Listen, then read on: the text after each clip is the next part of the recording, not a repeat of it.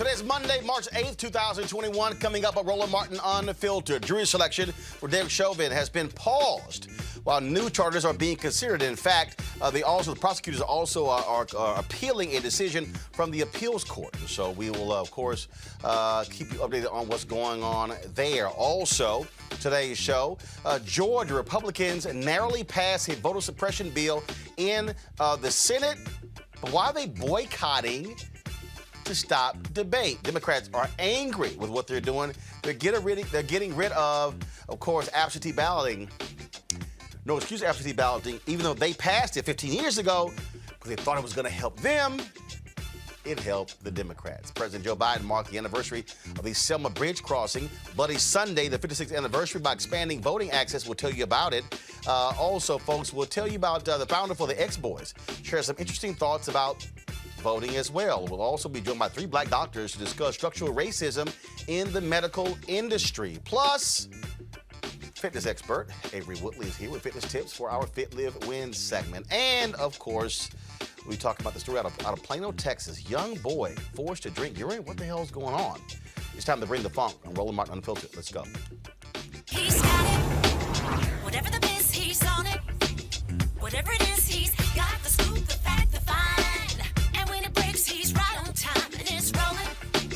Best believe he's knowing.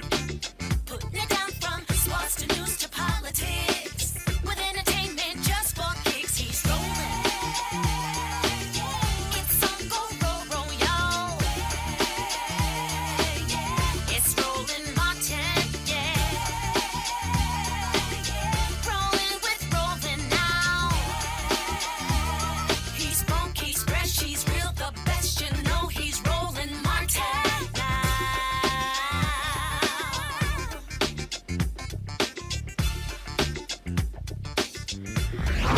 Martin! Day one of the trial of ex-Minneapolis cop Derek Chauvin is taking place. It ended early today. Hennepin County Judge Peter Cahill postponed the jury selection as prosecutors asked an appeals court to decide whether the trial should resume, while an appeal to reinstate the third-degree murder charges for Chauvin are still pending. Judge Cahill said he intends to resume the jury selection process tomorrow morning unless the Court of Appeals orders him to stop. Now, all day we have been, of course, live streaming various developments taking place out of Minneapolis on our Roland Martin Unfiltered feed. We've been streaming a protest outside of the courtroom, people there speaking up on behalf of George Floyd, of course, the black man who was murdered by Derek Chauvin when he pressed his knee up against his neck Memorial Day in 2020. Now, Chauvin, of course, is the officer got the most serious charges against him. And so we've been live streaming the scene outside. Also, folks, 1,000 National Guard troops surrounding the courthouse. What the hell is that all about?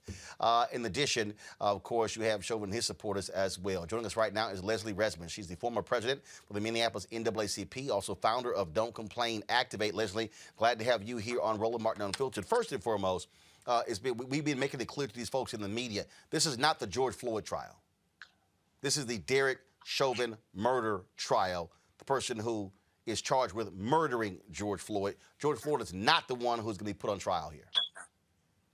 Oh, 100%. Officer Chauvin is a murderer. He's actually a serial murderer. If you ask people here in Minnesota, this is not the first case, but this is going to be the last. We are looking forward to him being not only charged, but convicted of the murder of Brother George Floyd.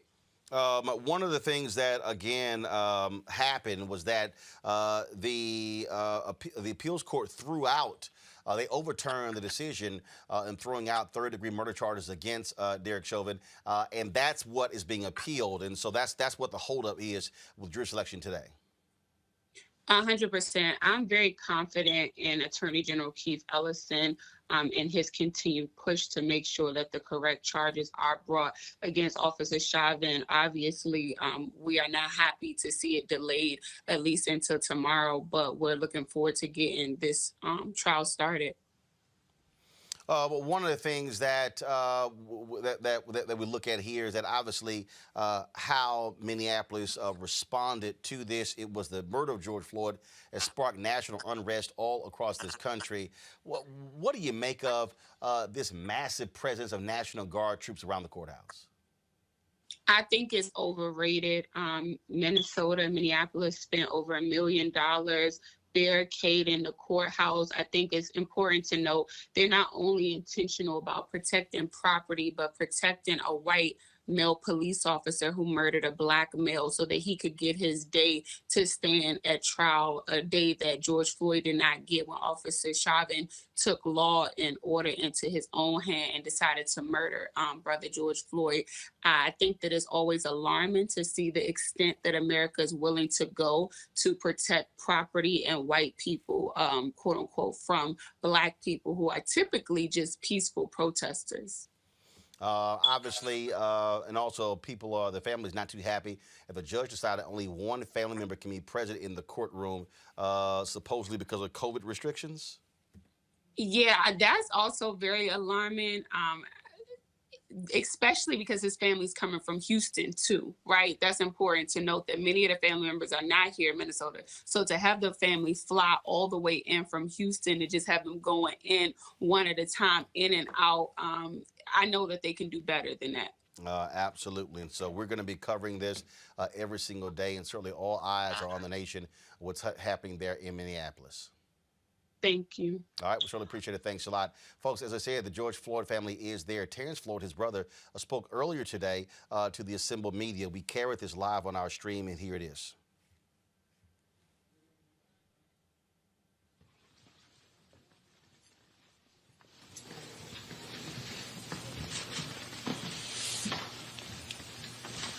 Good afternoon. My name is Reverend Kevin McCall, Civil Rights Leader, founder of the Crisis Action Center. We are joined by Terrence Floyd, the brother of George Floyd, Gwen Carr, the mother of Eric Garner, and attorney Sanford Rubenstein. We are here today to mark the continual road of justice. This road started when myself and Terrence and Attorney Rubenstein and others took the trip to Minnesota to call for justice and to call for peace. This is a continuous journey that we must continue to raise our voice and be heard. Millions of people across the country, of the USA and other countries, heard the rallying cry of justice for George Floyd. And now we are at a pivotal moment where the trial has started. And we know that people have different emotions and different aspects about what should folks expect, about what should happen. But we believe in God that justice would prevail. We believe in those peaceful protesters that continue to raise their voice and screaming, "No justice, no peace." We've been dealing with it last May, and we're going to be dealing with it in this month. We are hopeful and prayerful that the system that they tell us to believe in will work for us. We're prayerful that the system that they told us to be able to wait and let it work for us, that justice will reign. We're prayerful for that. And we want to say that those who want to protest, that they continue to protest, but do it peacefully. Don't loot. Don't do the things of destruction. Do it in peace. We'll be going down to Minnesota, Minneapolis, on March the 27th, after the jury selection, and we'll be down there calling for justice and monitoring and support of the Floyd family. Terrence will be inside the courtroom. Once the alternate family member will take their rightful place inside the courtroom. Because that's what justice does, is stay on top of a case. Not just when it's hot, but when nothing's happening. And we want to make sure that former officer Chauvin be held responsible to the fullest extent of the law. First and foremost, I want to thank everyone for the love that you've shown my family in this trying time. Basically, it's kind of surreal right now, but we have to basically relive this whole situation all over again.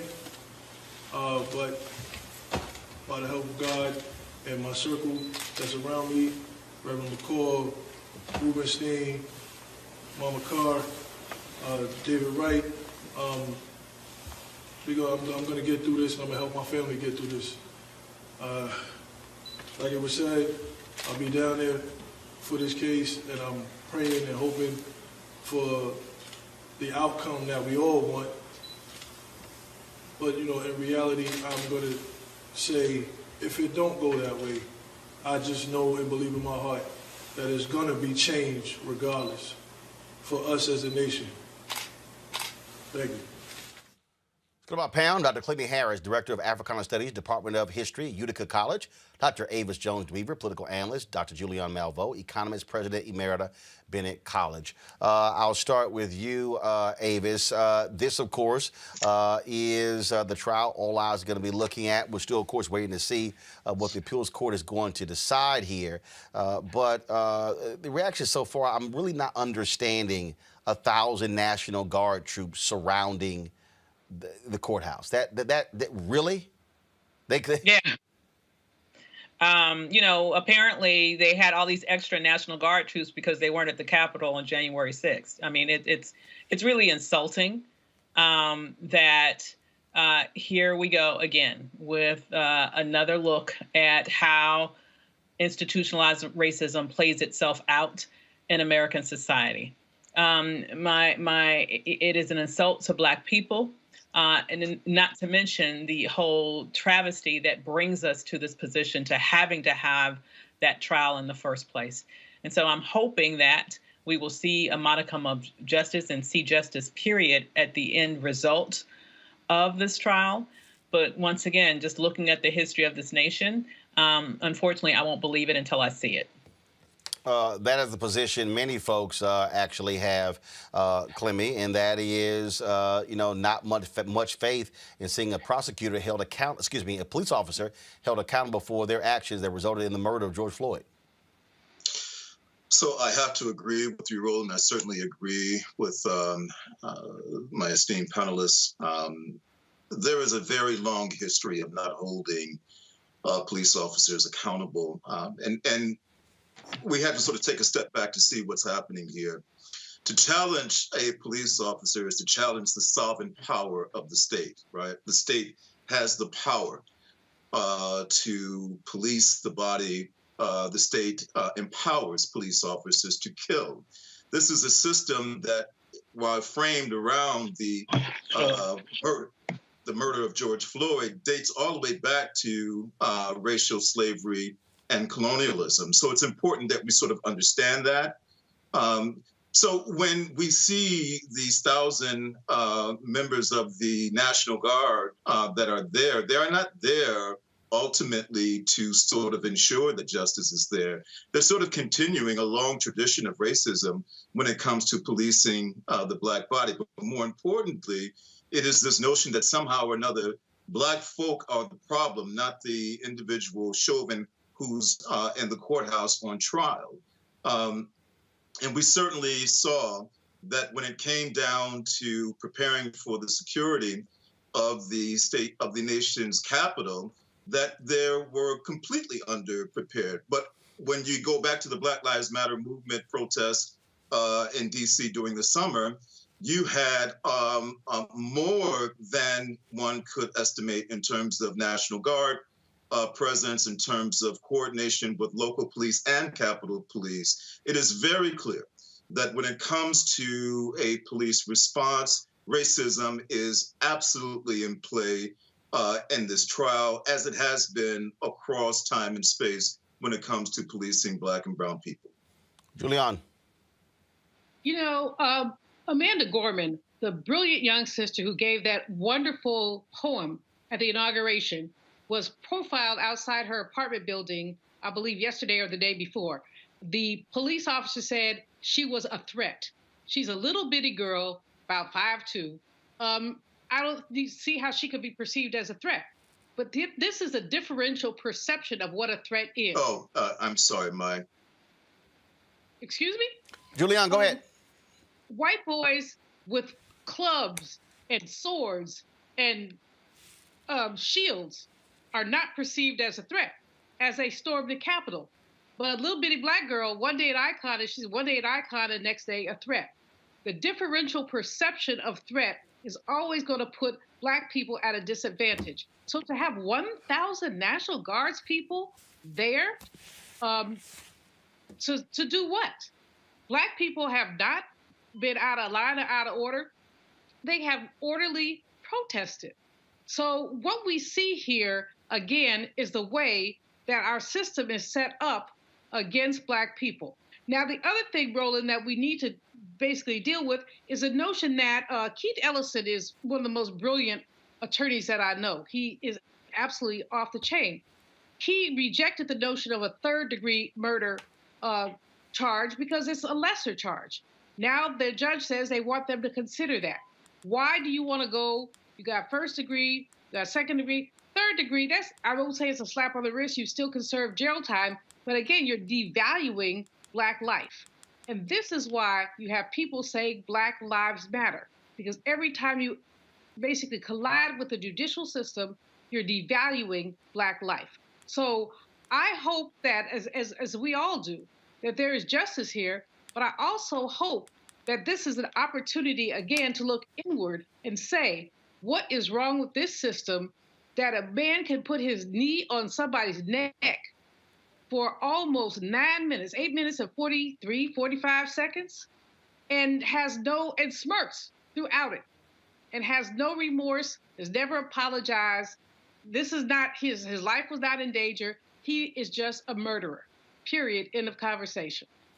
Well, again, jury selection is underway. The judge says it will resume tomorrow, depending upon what the court says. And so we'll be paying attention to that to see exactly what takes place. Again, folks, if you want to keep up with what's going on in Minneapolis in the Derek Chauvin trial, all you got to do is stay tuned to Roland Martin Unfiltered. We'll be live streaming the jury selection throughout. And so we simply just come to our YouTube channel all throughout the day. Set your notifications so when we go live from Minneapolis, you will be notified. Folks, to mark the 56th anniversary of Bloody Sunday, yesterday, President Joe Biden issued an executive order to promote voting access. The executive order directs federal agencies to actively assist states with registering voters and submit plans within 200 days that outline steps to expand voter registration. It also includes measures to increase voting access for federal employees, international voters, and active duty military members. The executive order is a direct response to the 250-plus bills Republicans are pushing across the country. Here's some of what Biden had to say on yesterday. The blood of John Lewis and so many other brave and righteous souls that was spilled in Selma on this Sunday in 1965 sanctified a noble struggle. And when the country saw those images that night, America was forced to confront the denial of democracy, the fierce urgency of justice. Congress passed the Voting Rights Act a few months later, and President Johnson signed it into law. But the legacy of the March in Selma is that while nothing can stop free people from exercising their most sacred power as a citizen, there are those who will do anything they can to take that power away. Today we have a hailstorm, not a rainstorm, a hailstorm. In 2020, our very democracy on the line, even in the midst of a pandemic, more Americans voted than ever before. multiple recounts in states, and decisions of more than 60 cases from judges appointed by my predecessor, including at the Supreme Court, upheld the integrity of this historic election. Yet instead of celebrating this powerful demonstration of voting, we've seen an unprecedented insurrection in our Capitol and a brutal attack on our democracy on January the 6th. And a never before seen effort to ignore, undermine, and undo the will of the people. And to think of that, and yet it's been followed by an all-out assault on the right to vote in state legislatures all across the country. You know, during the current legislative sessions, elected officials in 43 states have already introduced over 250 bills to make it harder for Americans to vote. We cannot let them succeed. Last week, the House of Representatives passed HR1, the For the People Act of 2021. This is a landmark piece of legislation that is urgently needed to protect the right to vote and the integrity of our elections and to repair and strengthen our democracy. I hope the Senate does its work so I can sign it into law. I also urge Congress to fully restore the Voting Rights Act, named in John Lewis's honor. Today, on the anniversary of Bloody Sunday, signing an executive order to make it easier for eligible voters to register to vote and improve access to voting. Every eligible voter should be able to vote and have that vote counted. And I'll close with this. A few days before he passed, Jill and I spoke with John, Congressman Lewis. But instead of answering our concerns about him, we talked about how you doing, John. He asked me to stay focused on the work left undone to heal and to unite this nation around what it means to be an American. That's the God's truth. John wouldn't talk about his pending death or his concerns. He said, we've just got to get this done. That we're all created equal. We all deserve to be treated equally. On this day of reflection, please, let's stay focused on the work ahead. Let's remember all those who came before us as a bridge to our history so we don't forget its pain, and as a bridge to our future so we never lose hope. May God bless their memory. May God bless you all, and may God protect our forces. All this is important because Republicans in Georgia are pushing forward a massive voter suppression bill. Today, the Senate voted and approved by a narrow one-vote majority Senate Bill 241. Of course, that particular bill would end no-excuse absentee balloting. Critics also say that this voter suppression bill is going to cost Georgia taxpayers an additional $30 million in the next election cycle. That makes no sense whatsoever, y'all. No sense whatsoever. Now, they're calling on folks to reach out to Republicans, including John Albers, Clinton Dixon, Max Byrne, Randy Robertson, Brian Strickland, Jeff Mullins, Bill Cowser. Now, here's the deal. Only 3 Republicans chose not to vote with today's bill. The lieutenant governor, who does not have a vote, opposes the bill as well. So exactly what is going on in Georgia and how much sense does it make? Joining us right now is King Randall One, founder of the X for Boys organization based out of Georgia. So King, explain why in the world, you're conservative, correct? Yes, sir. So please explain to me why this bill, why Republicans are pushing forth a voter suppression bill when last year we saw record turnout in Georgia, record turnout. So why would they want to restrict voting when you just had record turnout in Georgia? Well, let me start off by saying you had me mistaken. I'm not a Republican. I do consider myself conservative. No. Actually, I didn't say Republican. I said you're conservative. Okay. I said you're conservative. Right, absolutely. That's what I said. Right. Yeah, I was saying that because you called me a Republican on Twitter. However, with this particular bill, I don't consider voting my particular fight.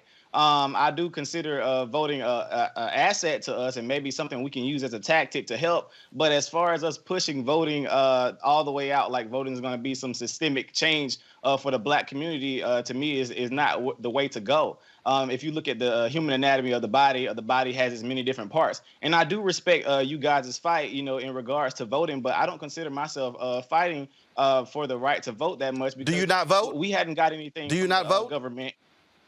Yes, sir. I vote. Absolutely. Okay, so when you say you guys' fight, first of all, there are multiple fights, there are multiple issues we can be concerned about. Voting is one of those issues. Are you not concerned that Republicans in your state are trying to restrict access to the ballot for no reason other than they are pushing the lie that Donald Trump also pushed?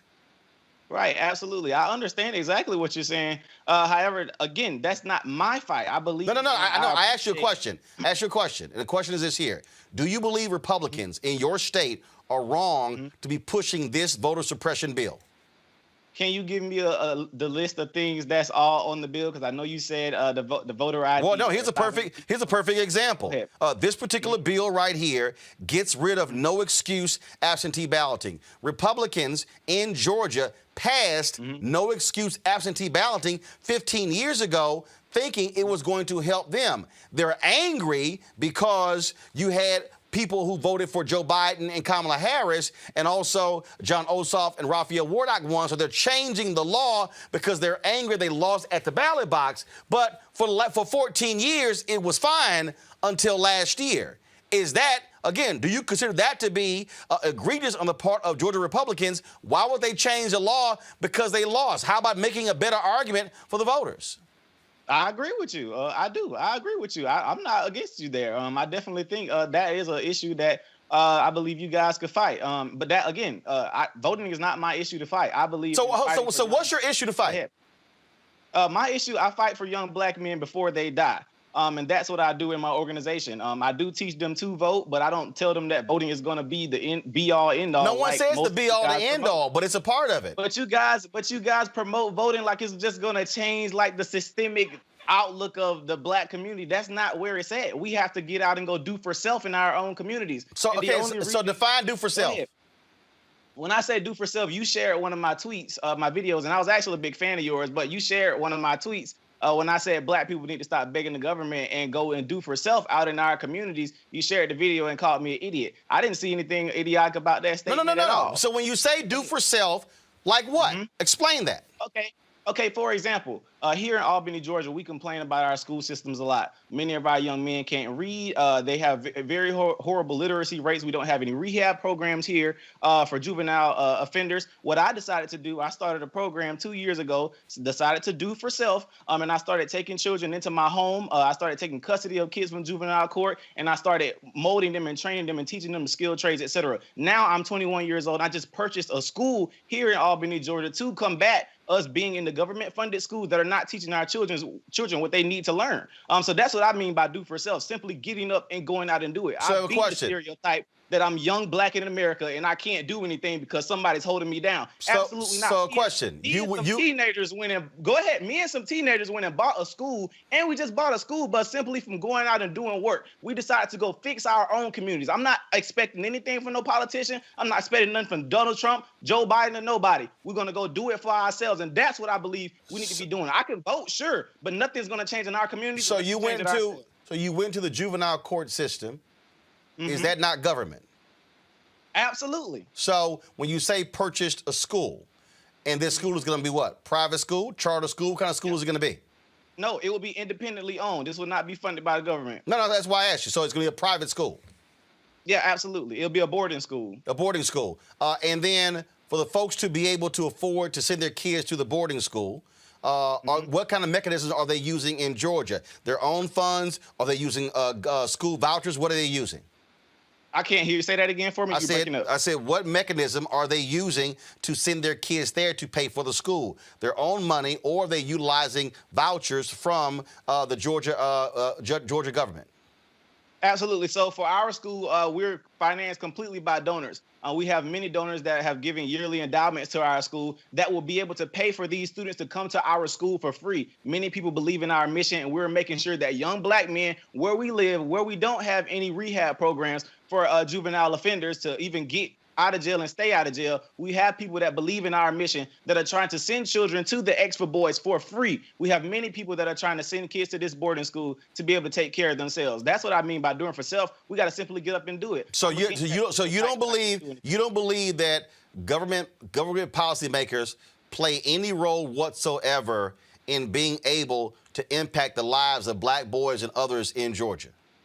If we take them out of that government system, we don't have to worry about that. I keep saying. How is that? So no, hold on. So here's the question. Hold up. Here's the question. Mm-hmm. How do you remove someone out of a government system when we all live in government systems? Okay, being literal. Absolutely, we all live in a government system. Absolutely. However, you can do things to remove most government from your life. How? As far as trying to get yourself out of food stamps, How? trying to get yourself off of welfare. You got to go work. You got to get jobs. You got to get out here and go and do it. So hold up. So hold up. So I'm just curious. So if somebody doesn't have a job, are they not applying to government for unemployment benefits or insurance? Absolutely. So how can that person remove themselves out of government when that's what government provides? Absolutely. Well, my thing is trying to make sure you're not allowing the government to finance your whole entire life. As long as you're giving somebody the right to feed you, you're giving them the right to starve you as well. People are living their whole lives off the government systems. It was the day the government decide, well, we're going to cut food stamps, we're going to cut this and cut that. What we going to do? We have people out here living off those systems. So I believe in teaching our people how to go survive without the government. That's my biggest thing. But again, though, you keep saying, I'm trying to understand. You keep saying how to survive without the government. You act as if a young black boy who comes into your program will not interface with government in any way. They will interface with government still driving down the street. They will interface with government trying to get a driver's license. They will interface with government trying to get a voter ID. They will interface with government trying to apply for financial aid to go to college. So they're going to interface with government in many ways. The point I'm saying is, doesn't it make sense that black folks should be engaged in a political process to where we are impacting policy that also impacts us? Or are you saying that doesn't matter at all? I only believe that we should breed politicians in our community that we raise ourselves. People that are funded by white Democrats, white Republicans alike. If you were funded by anybody white, I don't believe you have the best interest of our community at all. I don't care who you are.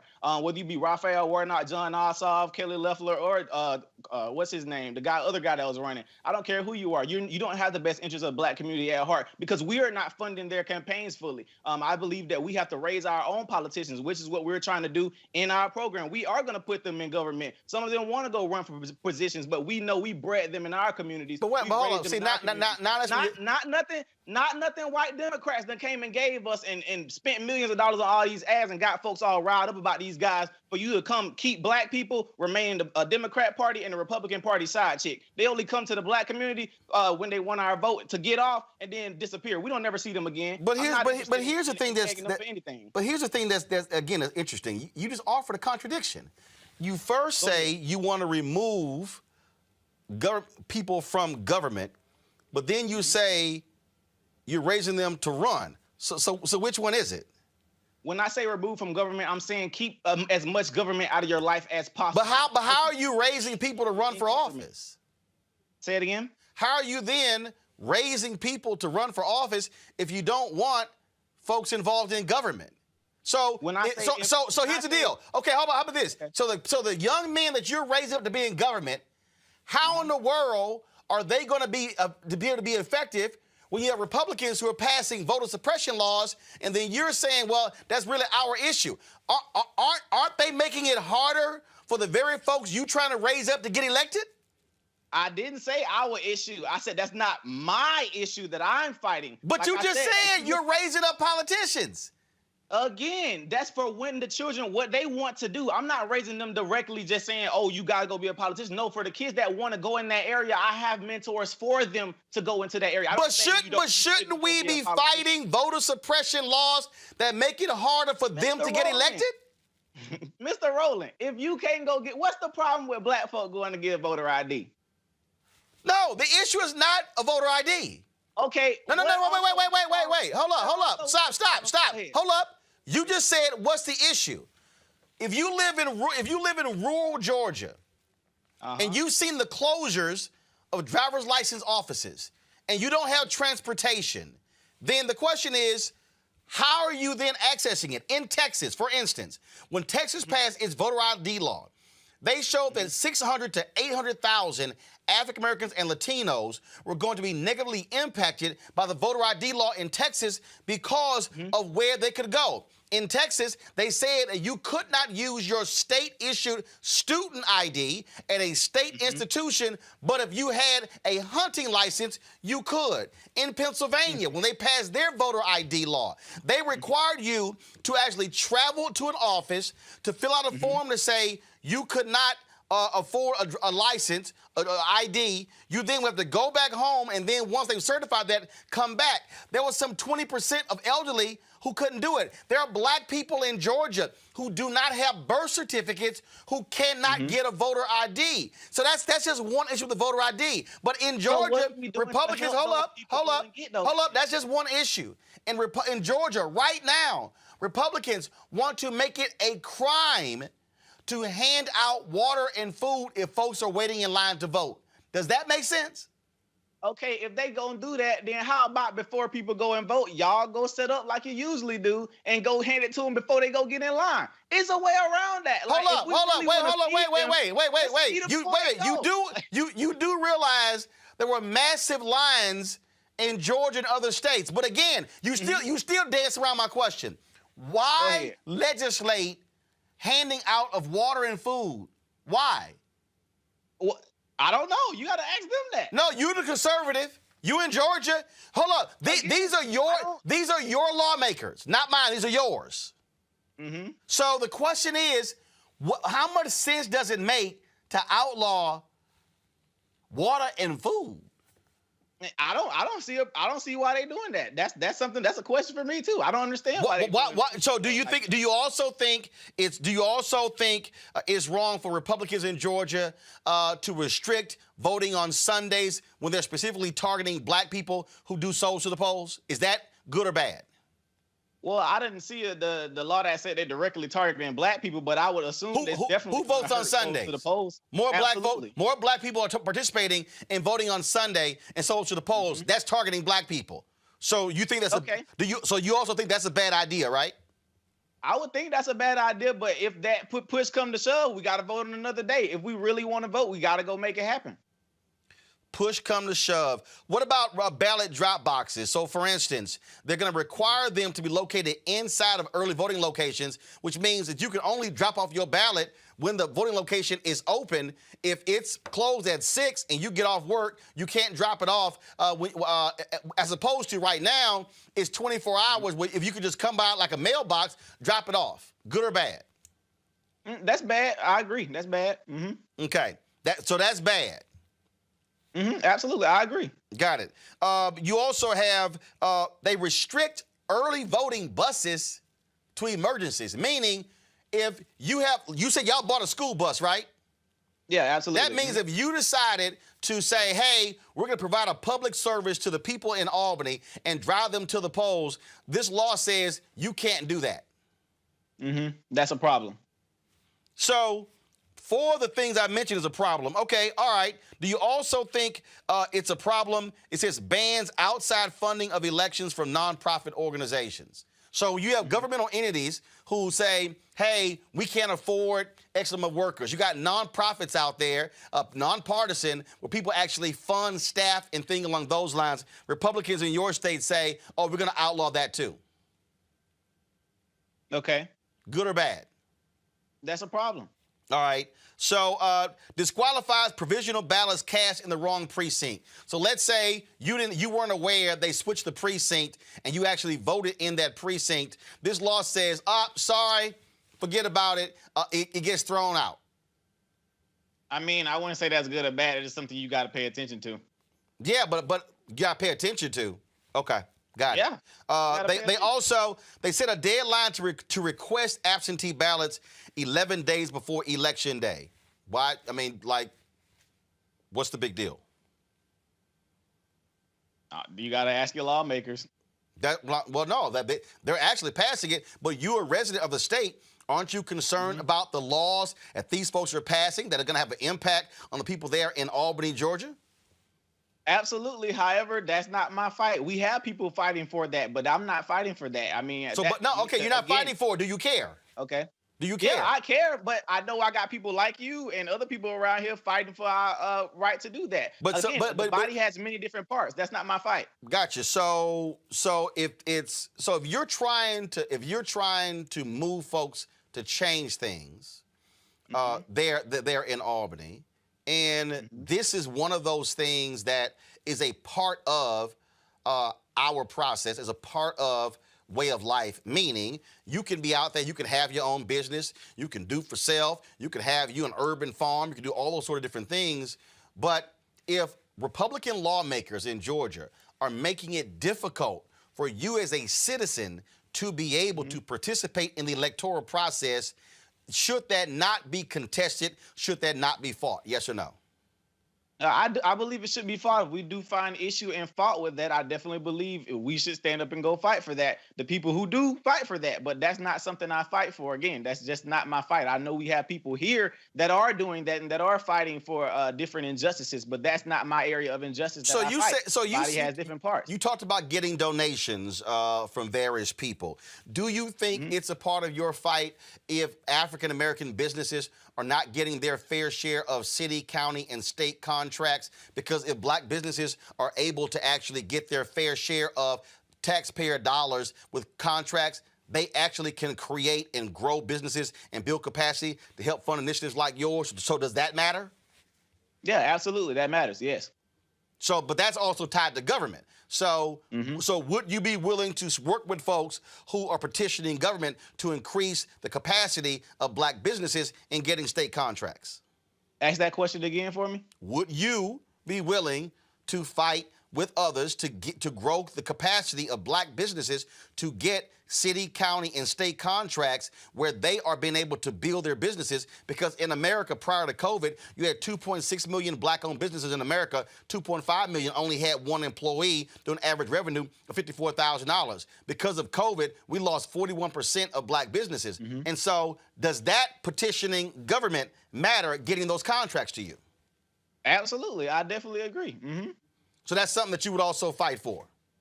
Yeah, absolutely. I'm even encouraging some of my children to start businesses, so that's something they would have to look into. Absolutely. But wouldn't you also want to have legislators who are in office who are more likely to support that initiative versus those who are against it?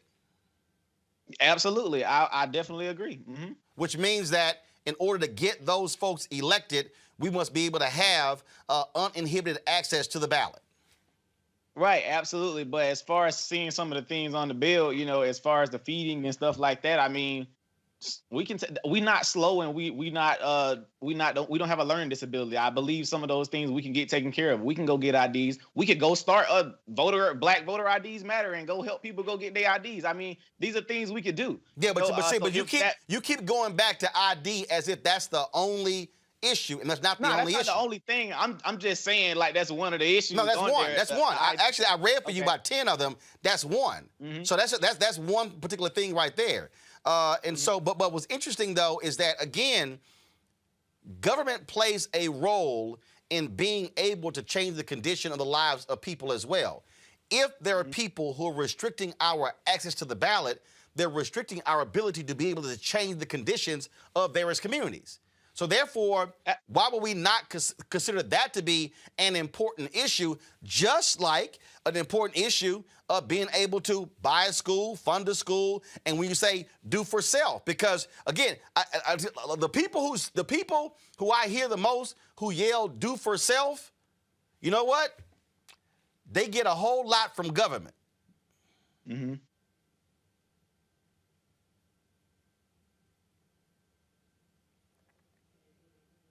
So when you say do for self, we can't divorce ourselves from the reality of the role that government plays. Well, this because is the same in fact, America. your school you bought, you have to, that has to be up to code, correct? Yes, absolutely. That's government. Okay. And so we can't. So this notion of removing ourselves from government just doesn't exist because we deal with it every single day. Well, in conservatism, we believe in less government. No, they don't. No government. Hold up. Less government. If conservatives believe in less government, why are they passing this bill, which is more government and actually is going to cost? Hold up. This bill is going to cost. Hold up. Here's the other deal. This bill is going to cost Georgia taxpayers $30 million more to make it harder to vote. That I would think, as a fiscal conservative, that's stupid. It is. I agree. So if you agree with that, and if you agree that it makes no sense to limit Sunday voting, if you agree that it makes no sense banning outside funding of elections, and you agree that it makes no sense restricting early voting buses to emergencies, in your view, Republicans in Georgia should not be voting for this bill and making these changes, yes or no? Absolutely. Considering the pros and cons, yeah, definitely. I don't believe the bill should pass. Absolutely. Gotcha. And what do you make of black Republicans who say nothing about any of this, who frankly are silent in Georgia as this is happening? I'm very critical of black Republicans and black conservatives when they're not addressing the issues that directly affect us. Absolutely, I don't hold my tongue on that at all. If it's an issue that's directly affecting the black community, that's hurting us, absolutely they get chastised. From Candace Owens all the way down to whoever, everybody gets chastised. From me, I believe we definitely all of us need some criticism, whatever side you on. So I definitely don't hold my tongue regardless of whatever party they consider themselves in, because I'm independent. And so when you talk about building what you're doing there, what's the next step for that? Oh, absolutely. All right. So right now we just purchased our school. And again, we're working with boys 11 to 17, and we're working with grades 6 through 12. We have to renovate our school right now.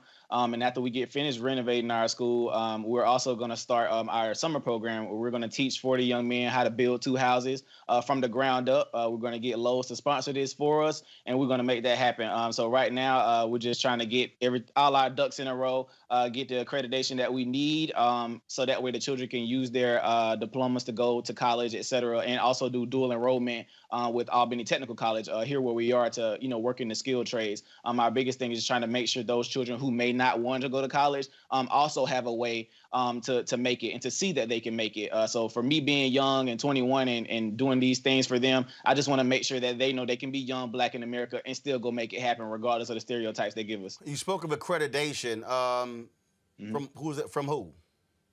We have I think it's the Georgia Accreditation Commission.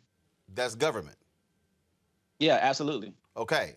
See, the point I'm making here is that even with the effort that you're doing, you cannot divorce yourself from government, which means that which means that for you to be even more effective, what's important is to have individuals who are in power in government who are not standing in the way of what it is that you're trying to do. In fact, they are encouraging that.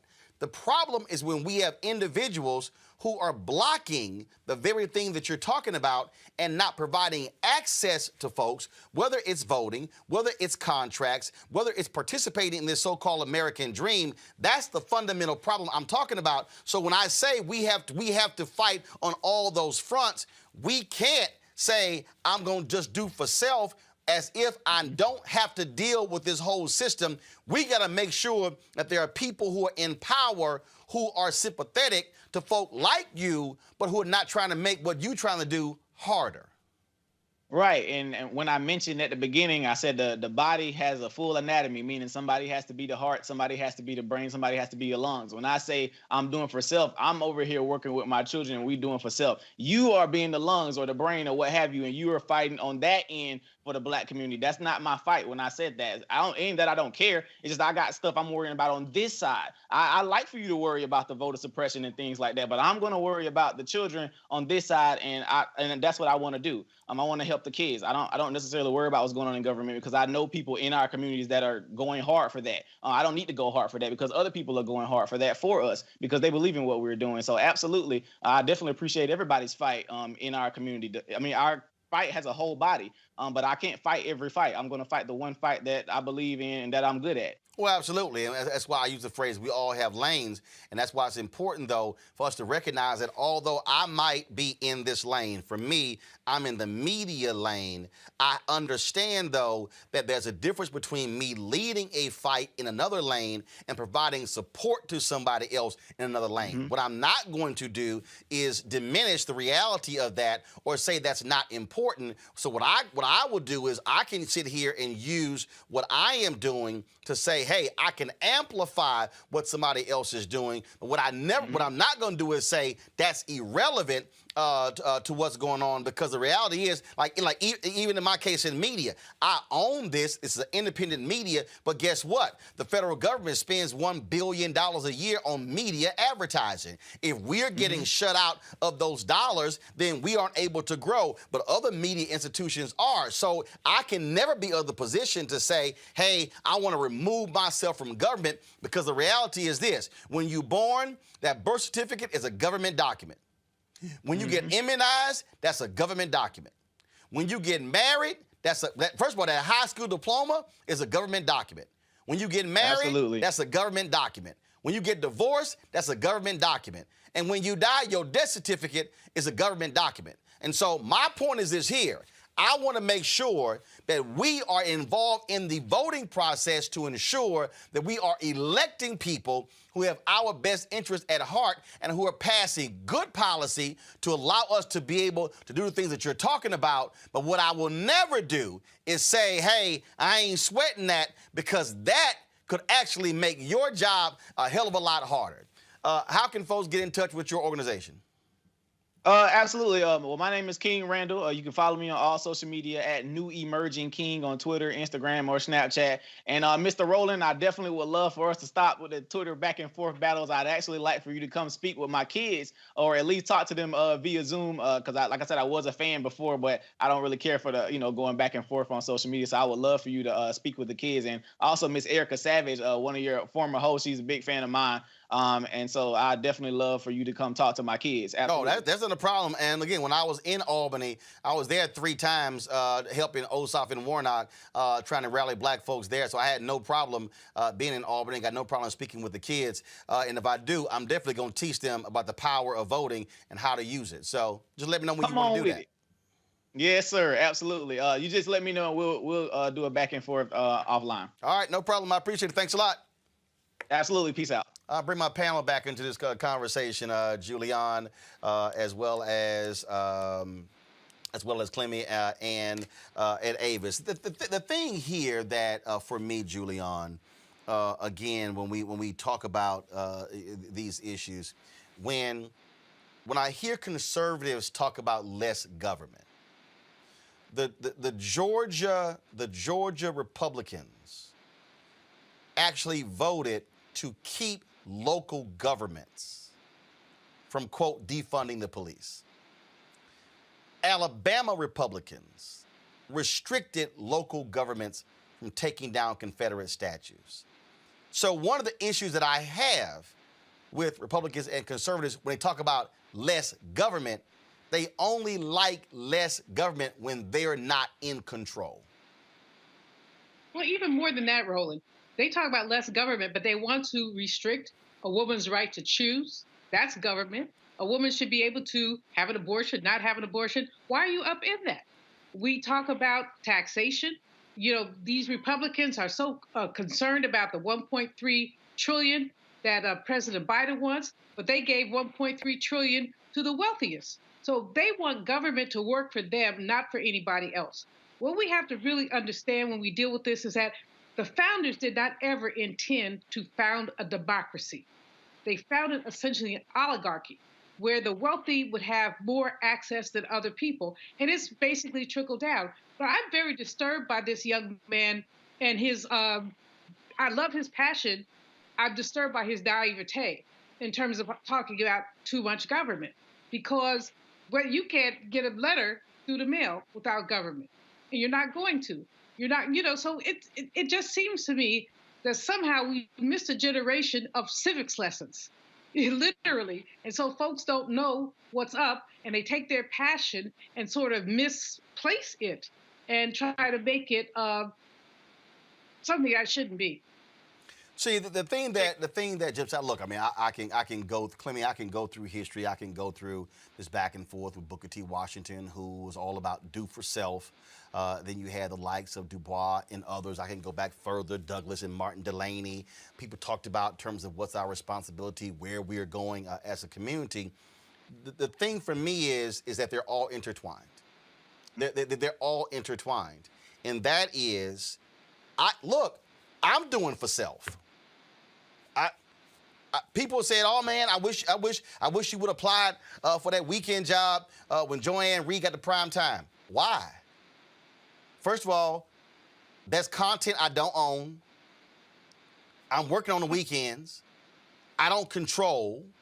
I can't decide what I really want to cover because they're making decisions, and I can't really decide who I want to book on the show because they decide that too. And so really, I'm just a hired hand. That's fine if that's the system you want to work in. So I'm doing for self, but the point that I was trying to make to him, here I am building a media company, but I'm not in denial about the role that government plays.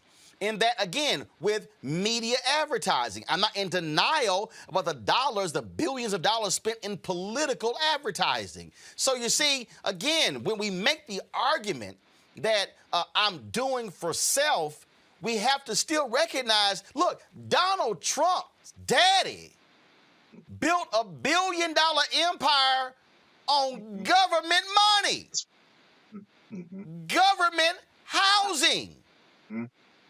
See, and so again, when people say self, you gotta start breaking that thing down, and you can't act as if you can create this whole utopia that's completely divorced from anything in government, when the reality is you're going to have to still engage with government.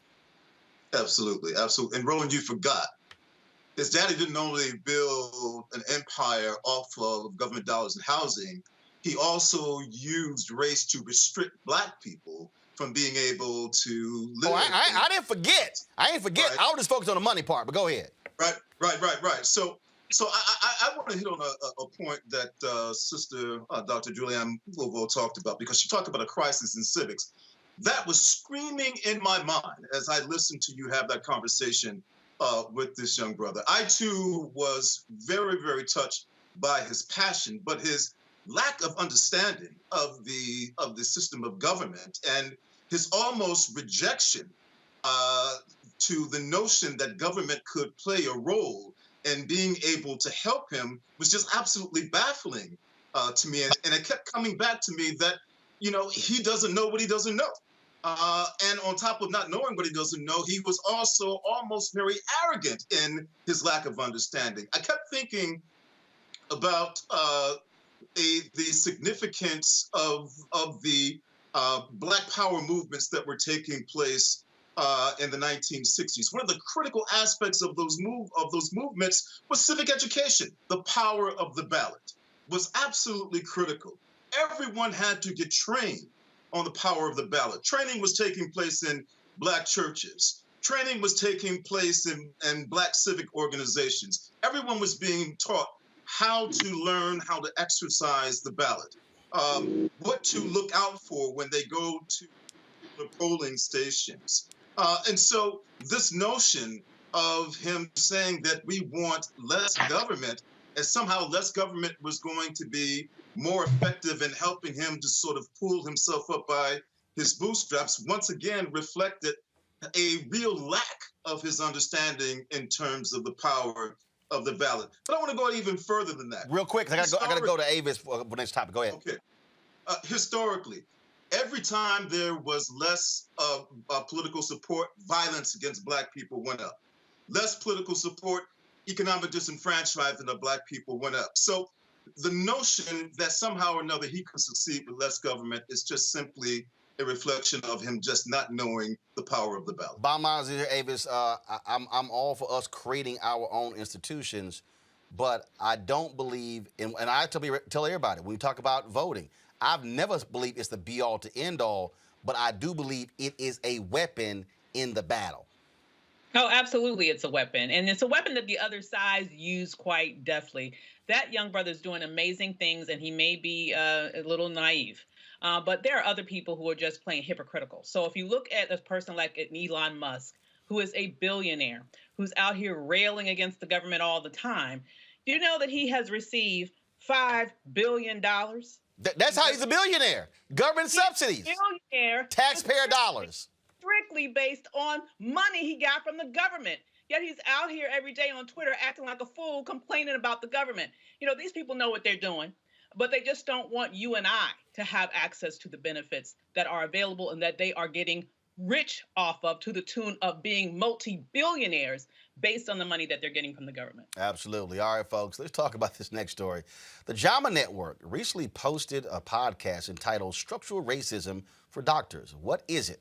The Journal of the American Medical Association is a peer-reviewed medical journal published 48 times a year by the American Medical Association, the largest medical group in the country. It publishes original research, reviews, and editorials covering all aspects of biomedicine. They promoted the podcast on Twitter with a tweet that began, go ahead and show it, y'all, "No physician is racist." Show the tweet, please.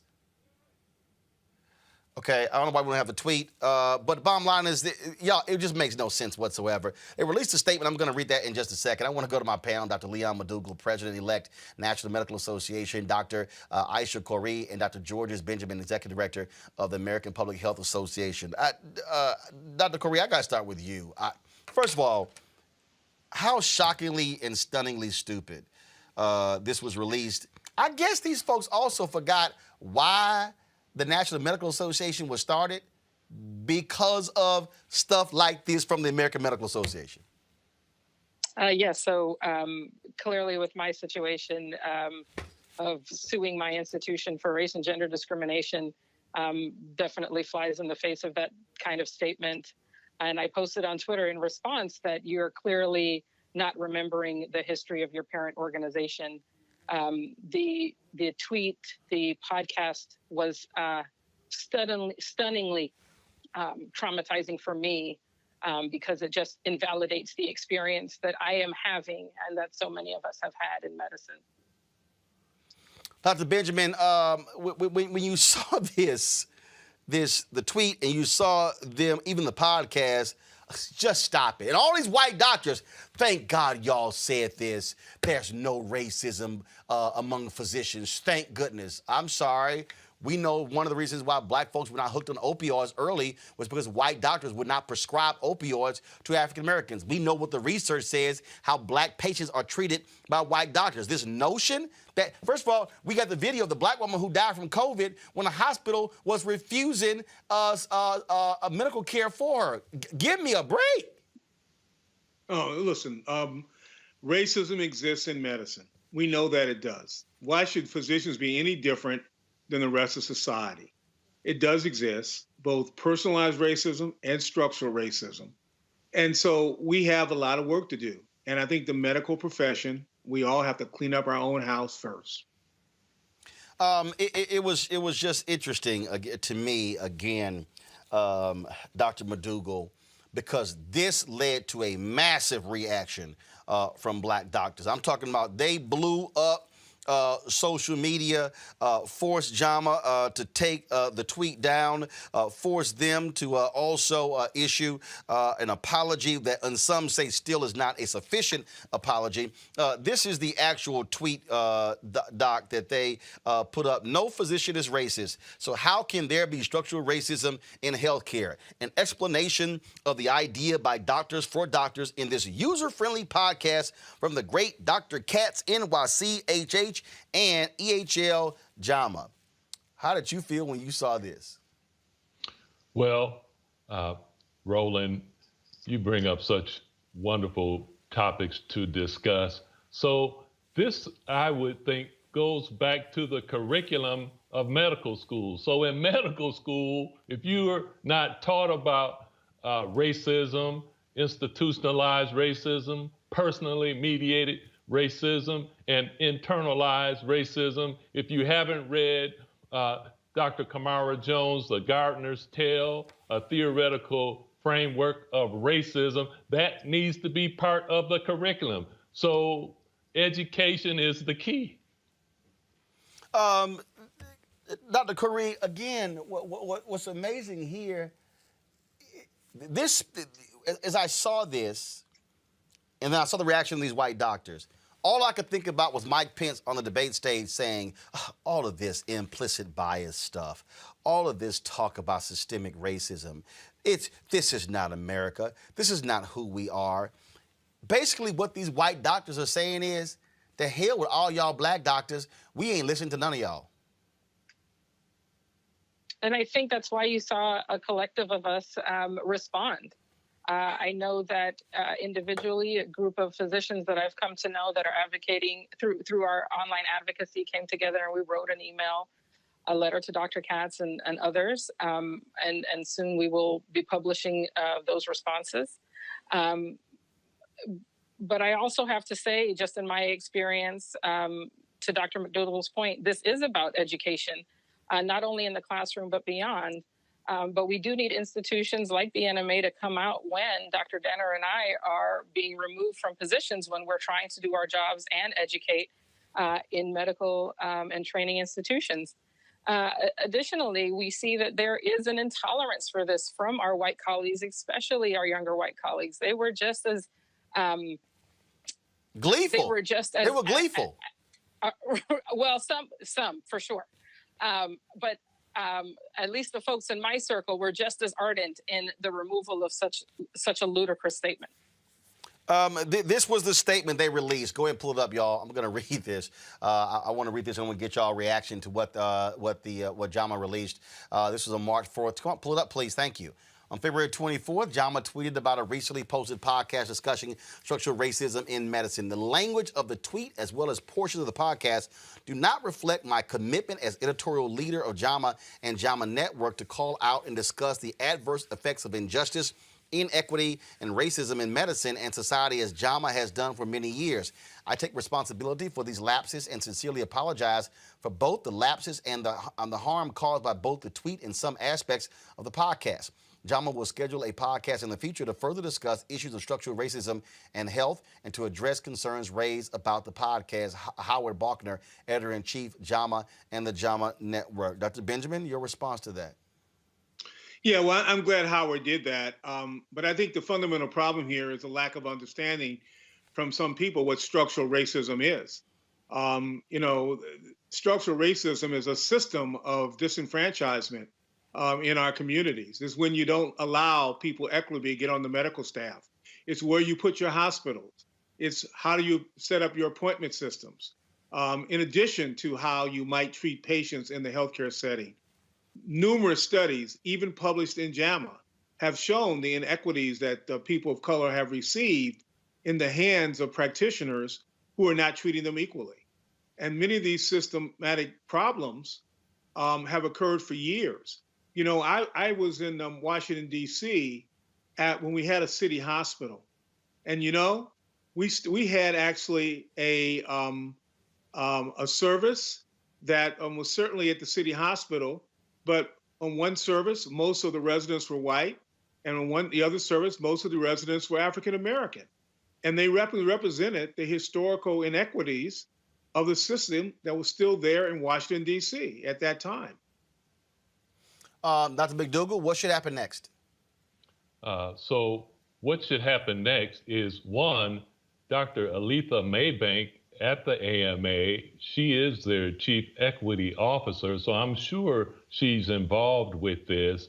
And so the fact that this went out on their forum, I would think that increasing diversity of their editorial staff and accountability would be one of the things that would happen. And then I'd like to speak to, someone mentioned something about the National Medical Association not being involved. We are engaged in Tulane. We are engaged in Indiana with Dr. Susan Moore, and the president of the Golden State Medical Association of the NMA is engaged in California. So these things are being addressed. And so I just want to speak to that. And so, but back to this issue, I know that the AMA has a number of Black leaders who are stellar in their work. So I think this will also provide a learning opportunity for them to be raised up and to be listened to. Dr. Corey, final comment. Yes, I greatly agree with the demand for the editorial board and of this journal and many others to be diversified. Things like this won't happen when we have a seat at the table. All right then, folks, I surely appreciate it. Thank you so very much. And we did reach out to JAMA, and hopefully they'll have the courage to come on to talk about this, because certainly they definitely need to diversify their staff, because that was absolutely crazy. We appreciate it. Thanks a lot. I'm going to go to my panel in just a second here. But this speaks, folks, again, to what we often talk about in this country. Clueless white people. This whole view that, oh no, this system, y'all keep bringing up this systemic. No, these are just sort of isolated things. Well, where I come from, if it's happening in New York City, in Houston, in Dallas, in Charlotte, in St. Louis, in Kansas City, in LA, in Miami, in Portland, and you can't keep happening all over and then somehow it's isolated. Okay? When Serena Williams talked about, this is a Black woman with money, like a lot of money, who had to yell, kick, and scream to get proper child care. When you see Black women dying at higher rates in childbirth, doctors not listening to the pain of Black women doing childbirth. When you hear about African Americans talking about how their doctors, they've done the studies, their doctors not asking them multiple questions when they go in, yet they do the same thing for white patients. I talked about when it came to opioids. Hell, that was one example where racism actually helped Black people, because doctors were not just shoving opioids down our throats. But this notion that somehow it's just, oh no. No. See, here's what I think, Julian. And this is, to me, is the real deal right here. The real deal right here is a lot of white folks in America think that if there's no burning cross and there's no hood, then no racism doesn't exist. Because they have ignored the issue of structure, because they've ignored the issue of unconscious bias, because they've ignored the issue of economic inequity. I mean, racism, sexism, predatory capitalism are baked into the cake we call America. That's just it. And so the Institutes of Medicine, as an example, did a study about a decade ago where they talked about how a Black man with a broken bone was less likely to get painkillers than anybody else. They just assumed the brother was trying to hustle painkillers, but he had a broken bone. And medicine is no different than anything else, except for they're holding our lives in their hands. So when somebody says, I can't breathe, a police officer thinks, oh, he's just faking. When in fact, they're not faking. When a sister, I could just run examples down to you about the things that happen to our people in the course of healthcare. When people assume before asking that you may be on Medicaid, so they give you a certain kind of treatment as opposed to knowing that you paid X number $100 a month for your health insurance. I mean, we could just go down the list, but the fact is that we see racism everywhere because it is everywhere.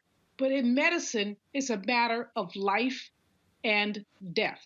And so there are people who do not get that care that they need, the drugs that they need, the help that they need, because they are seen as less than. And that's baked into the American cake. So we are less than. We don't feel pain the same way. We don't, we don't need the same things. I have a colleague whose wife actually was sent home after a week in the hospital and ended up dying because she had an internal infection. I mean, they should have kept her longer. She should have had better care. But she was a Black woman with a relatively inarticulate husband who didn't know how to fight her fight. That's what happens to Black people.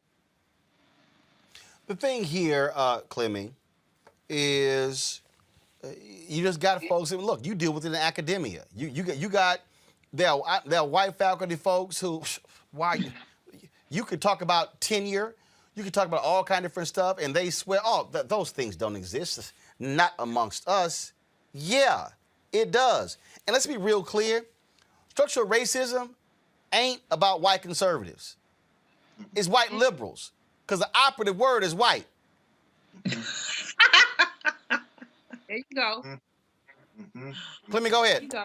Absolutely. I mean, a couple of things are important here. One is that, with regards to healthcare, it's baked right into the urban planning structure. And so we should really understand that, right? That is absolutely baked in that.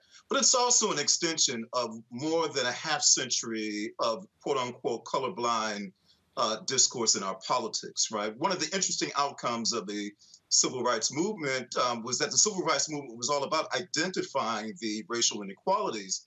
But after the civil rights movement, when we start to talk about how we start to see Black politicians move from a balance of power structure to actually taking over large structures such as cities, running for governor and things of that particular nature, to secure liberal whites, you have to stay away from the race question, because the notion was after the civil rights movement, race was fully restricted, right? Everything was fine. Anything else after that would tend to push liberal whites away. In the academy, trying to get folks to see that putting an emphasis on diversity at the student level without also having diversity in the faculty, racial diversity that exists within the administrative structure, is just a continuation of the type of racism that they think doesn't exist. But if you have an all-white administrative staff, if any Black student cannot look up and see that there is a Black provost or a Black dean, then ultimately they are engaged in a system of racist education. All right. The thing here, Avis, is simple. That is, we are not far removed from Jim Crow.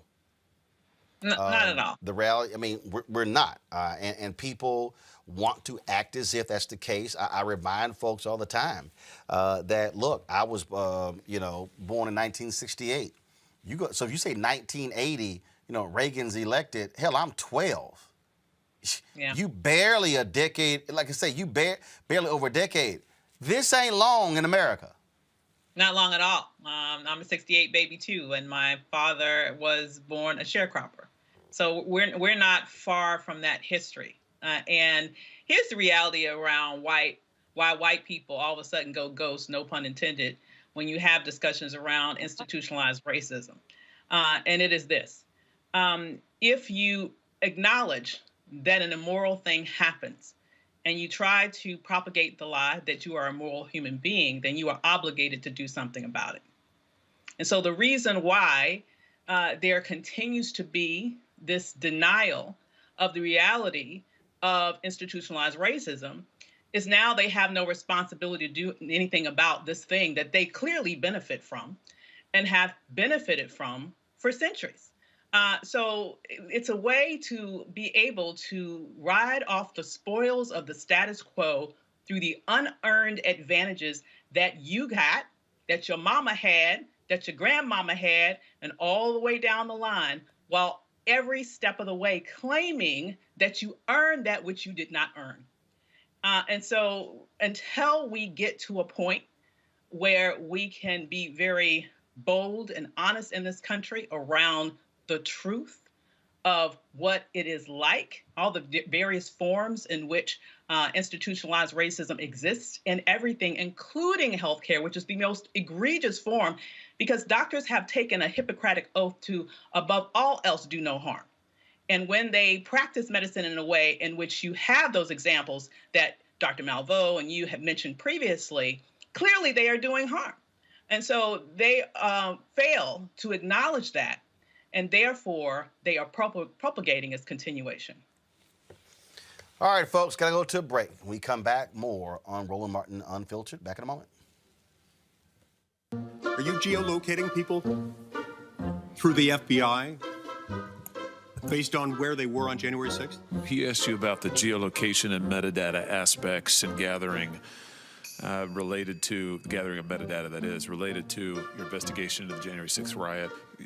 Tell me what you know about this. So is the FBI accessing cell phone tower metadata from telecommunications companies? Shortly after 2 p.m., as the siege was fully underway, Senator Lee describes it, phone rang, it was Donald Trump. I hope you can understand my concern. Sure, you can appreciate my concern here. People begin to believe that their democracy is fraudulent. If they conclude that voting is a charade, the system is rigged, then God knows what could happen. They rigged an election. They rigged it like they've never rigged an election before. Actually, we do know what could happen. It's happening right now. The U.S. Capitol overrun, under siege. Pro-Trump extremists storming inside, flooding the halls, breaching the floor of the House of Representatives and the Senate.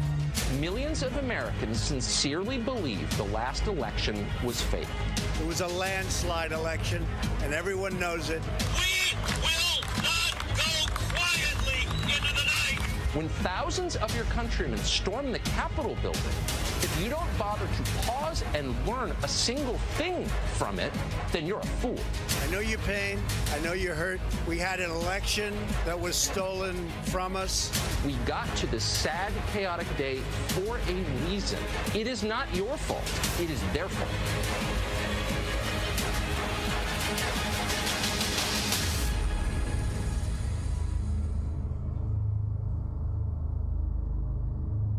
Hey, I'm Deion Cole from Blackest. Hey everybody, this is your man Fred Hammond, and you're watching Roland Martin, my man, Unfiltered. Folks, the family of SeMarion Humphrey, the young man, part of this strange, sick, demented story in Plano, Texas. They're demanding justice be served after they say he endured a hate crime at a sleepover with his classmates in Plano, Texas, which is in north of Dallas. In a viral video originally posted to Facebook, Humphrey can be seen being forced to drink a yellow substance while his white classmates from Haggard Middle School giggle and tease him. Humphrey's mother, Summer Smith, believes the drink contained urine and says her son was shot with BB guns and called racial slurs during the slumber party.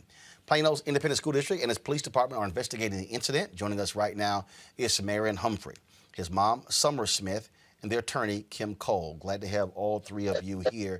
Sorry under these circumstances. First, I'll ask you, Summer, walk us through the timeline. When did this happen? Walk us through that.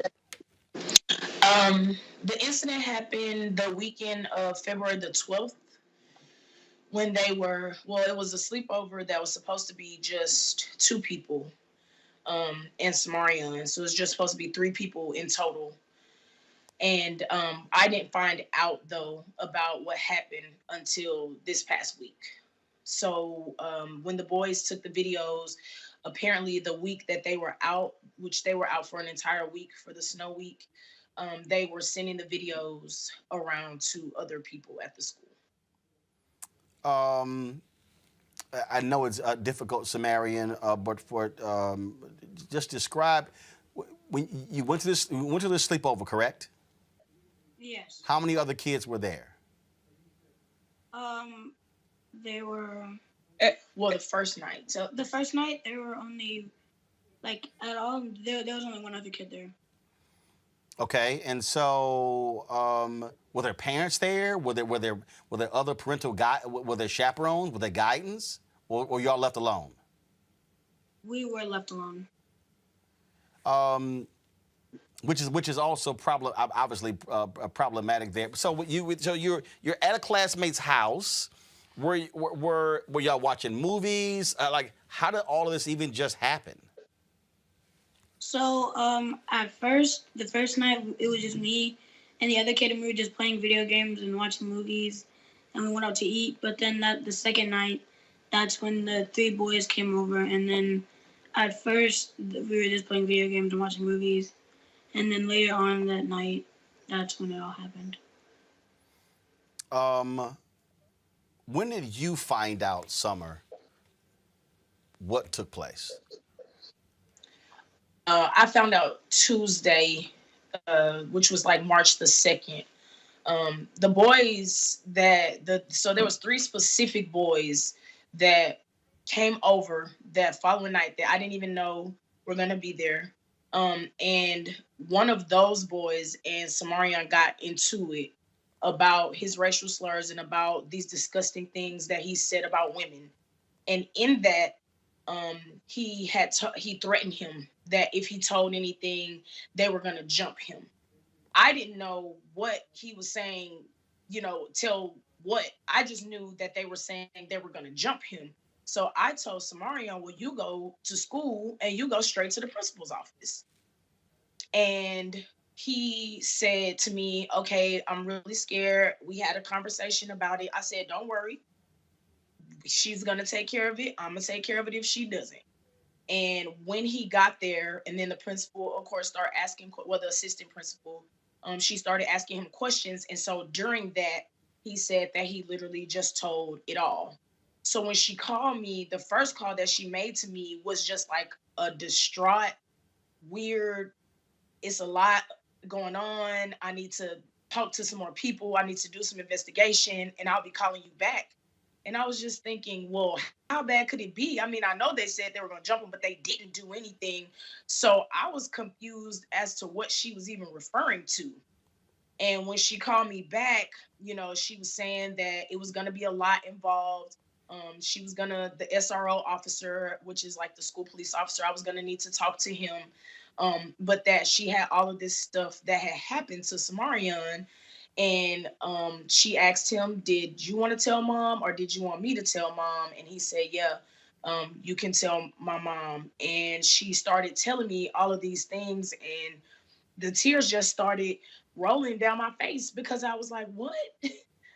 I'm not understanding. I need to understand what you're saying. And then to make all of it even worse, she said, and there's videos. So SeMarion just started sending me like the videos that people had sent to him from, while he was in the principal's office. So that's literally when I found out. Kim, what do you make of the school district, the investigation, the parents? Take us through any of that.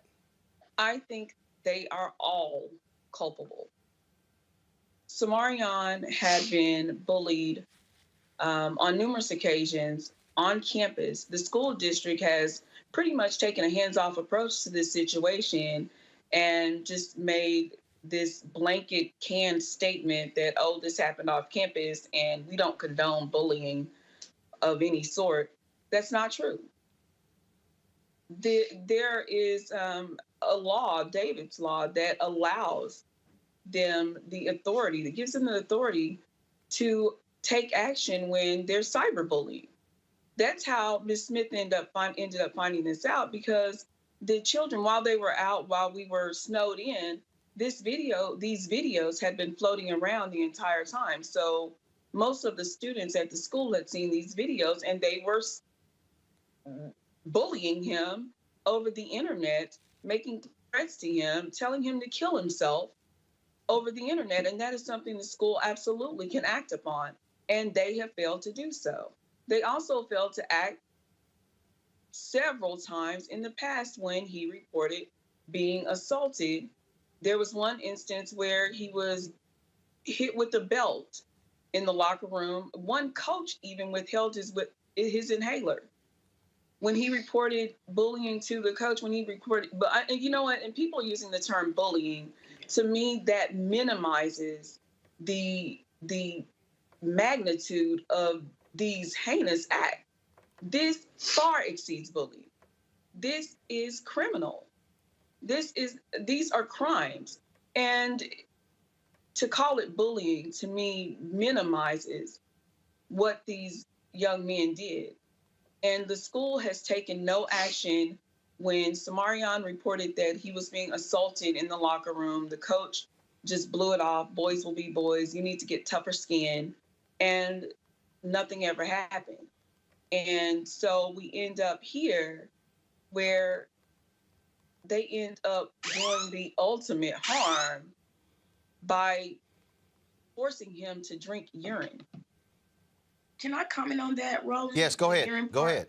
And I just want to say that I've had a lot of people reaching out saying stuff like, why did he fight back? Why? I want y'all to understand, he was asleep. He was asleep. So even in the video where he's sitting up, he wasn't coherent. They woke him up out of his sleep and said, SeMarion, you stop breathing. You need to drink this. He had, even after that, he had no knowledge because he is on medicine and he does go, like they're talking about like 2, 3 o'clock in the morning. And he's been asleep for a couple of hours. The other abuse was taking place in his sleep. He couldn't fight back because he was asleep. Like, how do you put your hands on a defenseless person?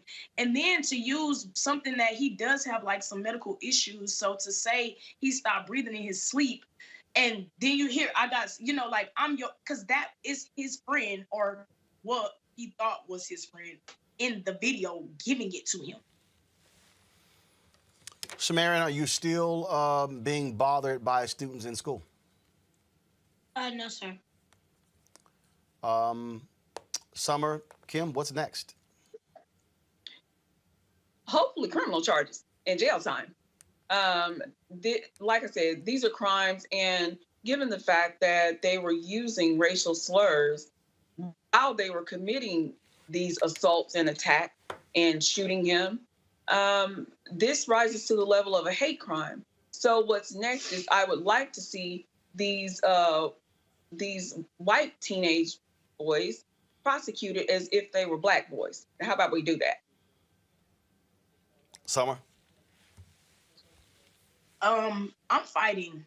What I want to say, I know all these people, I really just want to, I'm glad that you gave the opportunity. I hope people are tuning in, since everybody has this, narrative that they've created in their minds, coming to like try to attack me. Why was he had a sleepover in a pandemic? It was supposed to be 3 people. People go to restaurants in the pandemic, So I wanted to address a couple of things. For one, I know his parents. I have spoken to his parents. Before this incident, my baby has hung out with this boy several times. I know them. He would not have gone anywhere without me knowing.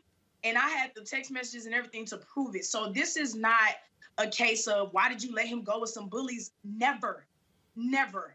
If he would have known that those 3 boys were going to even come by at any time, he wouldn't have gone. He wouldn't have wanted to go. This is a case of this boy, and I guess on the other side, because you have to remember, he was like virtual. So he's not going to the campus at this time. So they're hanging out outside, of school. They're playing games every weekend. He's gone over his mom's house.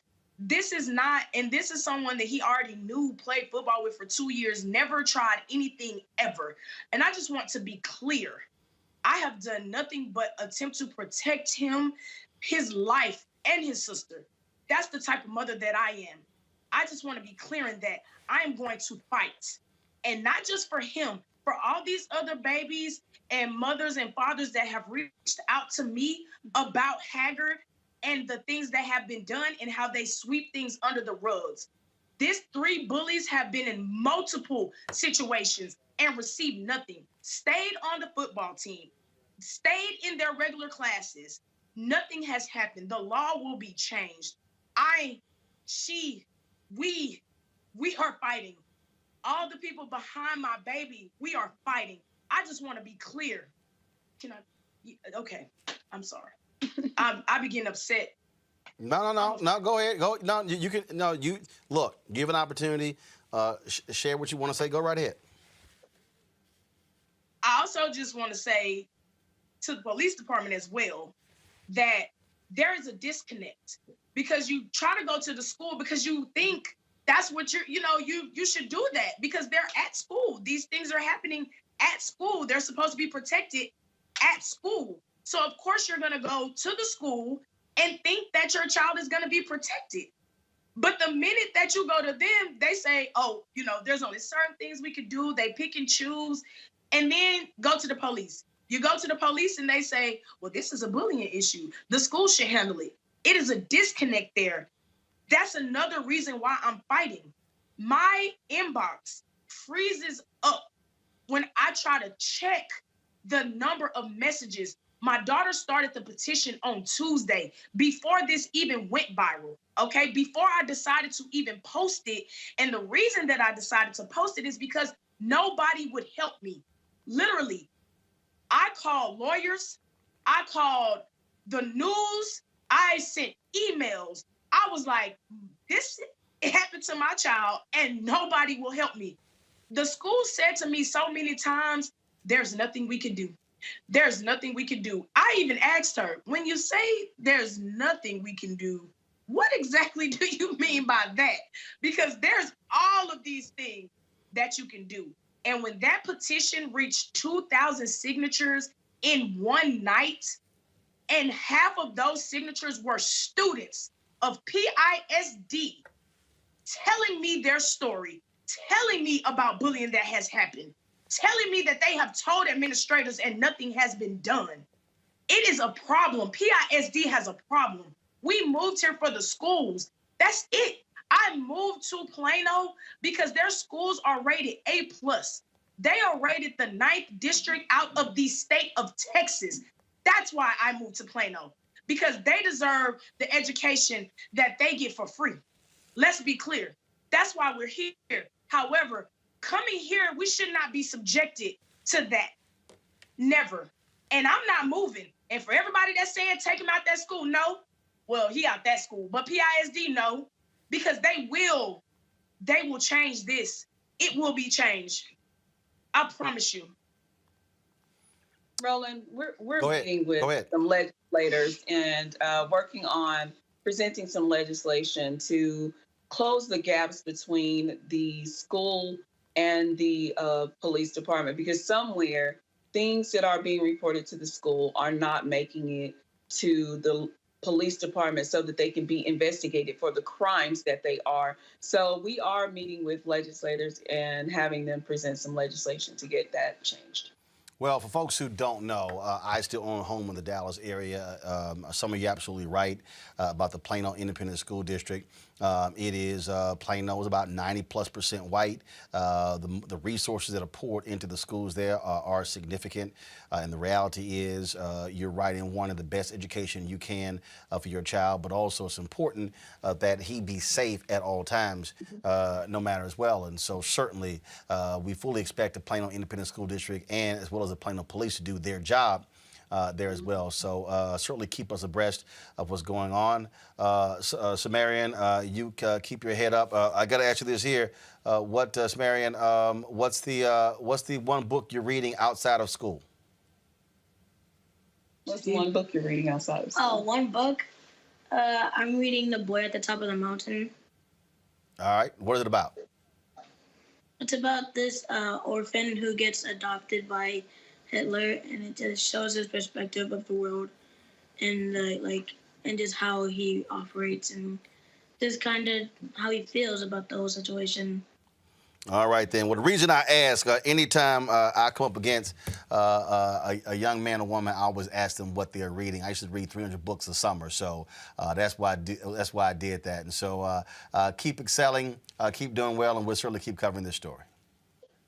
Thank you, Roland. Thank you. All right, well, appreciate it. Thank you so very much, folks.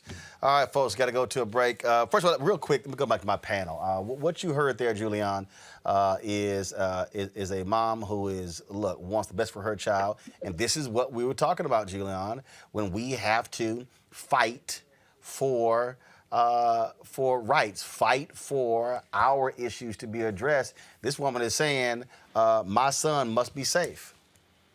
Absolutely. And I admire her fierceness and her tenacity. She said, I ain't moving.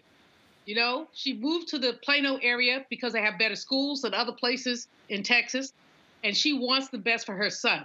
But the account of what happened to him is bone-chilling.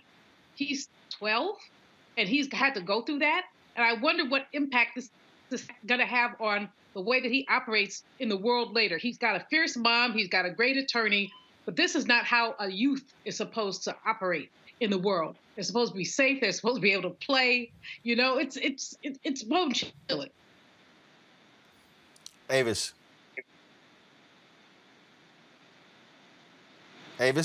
you're on mute. Sorry. I said, yeah, it's horrible and sad to see. I am certainly hoping that she will see some justice from that school system. But it sounds like it's interesting to me. What she's finding is each side is like pointing fingers at the other side in order to not have to take any action with regards to mandating that there's accountability from this young man's abusers. You know, any other time you find that Black kids are picked up in school with resource officers or not at any time. And it's interesting that she's gone to the police and to the school system and hasn't gotten any sort of satisfaction from either one of those authority figures that's supposed to be charged with keeping her child safe. Clemmy? It's clear to me, Roland, that this young kid has suffered an absolutely terrible situation. And as a former state trooper, I feel that the Plano Police Department clearly let this kid down. The school district clearly let this kid down. His attack is invisible to them in ways that only reminds me of the type of racism that existed when Black folks entered into white areas during the post-World War II period. It is a sign of how we have regressed, that this young kid's humanity was completely invisible to both the police department and to the school district. All right, then. Panel, I appreciate it. Thank you so very much for joining us. Folks, when we come back, Fit, Live, Win Monday, we'll talk with fitness expert Averi Woodley. That's next on Roland Martin Unfiltered.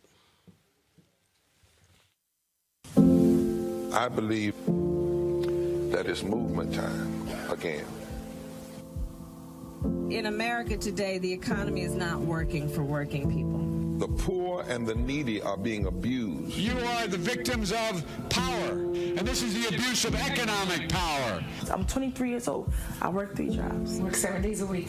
No days off. They're paying people pennies on the dollar compared to what they profit, and it is time for this to end. Essential workers have been showing up to work, feeding us, caring for us, delivering goods to us throughout this entire pandemic, and they've been doing it on a measly $7.25 minimum wage. The highest check I ever got was nearly $291. I can't take it no more. You know, the fight for 15 is a lot more than about $15 an hour. This is about a fight for your dignity. We have got to recognize that working people deserve livable wages. And it's long past time for this nation to go to 15 so that moms and dads don't have to choose between asthma inhalers and rent. I'm halfway homeless. The main reason that people end up in their cars is because income does not match housing cost. If I could just only work one job, I could have more time with them. It is time for the owners of Walmart, McDonald's, Dollar General, and other large corporations to get off welfare and pay their workers a living wage. And if you really want to tackle racial equity, you have to raise the minimum wage. We're not just fighting for our families, we're fighting for yours too. We need this. I'm going to fight for it till we get it. I'm not going to give up. We just need all workers to stand up as one nation and just fight together. Families are relying on these salaries, and they must be paid at a minimum $15 an hour. $15 a minimum. Anyone should be making this to be able to stay out of poverty. I can't take it no more. I'm doing this for not only me, but for everybody. We need 15 right now.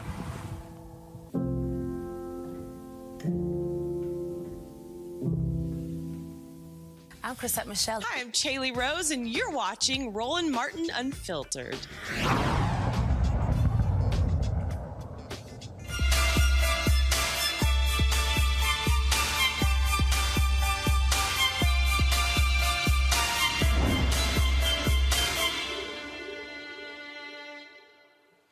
All right, folks, so let's say you're trying to lose weight in a short period of time. How do you mix it up? How do you switch up the workout? How do you switch up your eating?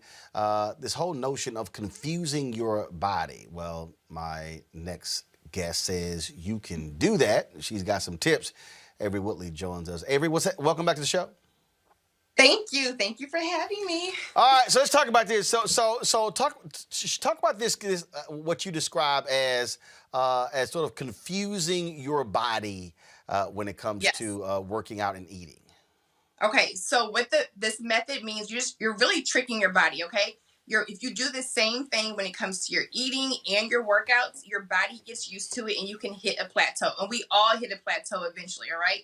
So what you want to do is you want to change it up so your body doesn't really know what to expect. So when it comes to the eating, which I've talked to you about, there's something that some people do called carb cycling. I am not big into fasting, but I am big into carb cycling, okay? So what that means is, say, for instance, today I had oatmeal and a protein source for breakfast, okay? So I had my carb in the morning. Then say I work out, I have a carb during my lunch and protein and all that.